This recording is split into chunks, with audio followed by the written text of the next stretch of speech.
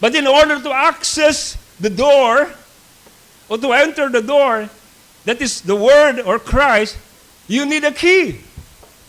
Di mo pa pwedeng buksan yung pintuan kung wala kang susi. And what is the key? The prophet said, the key is our faith. And what is faith? Revelation. Ang pananampalataya, amen, na nangangahulugan ng ating kapahayagan sa Kanya, that will open every door. Amen?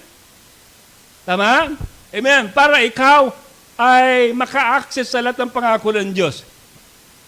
And you need to come up higher into that realm of perfect faith. Para ano? Para ma-access mo yung pintuan. Kasi lahat na ng pintuan ngayon, alam natin, bawat pintuan, merong bagay na magdadala sa atin doon kung saan ka papasok na pintuan.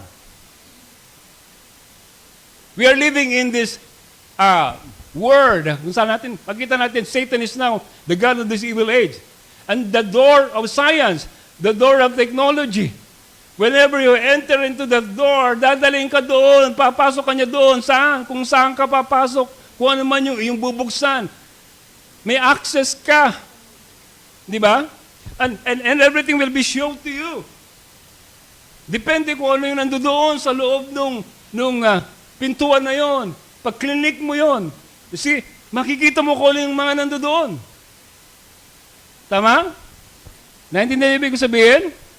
Praise God. Kaya nung nilikha ang computer, sa pamamagitan ni Bill Gates, yung Windows, he opened up the windows of what? The gates of what? The gates of hell. Di ba?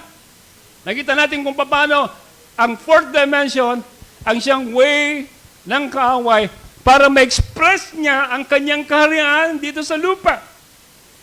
Ang hell ay nandito na sa lupa sa pamamagitan ng science.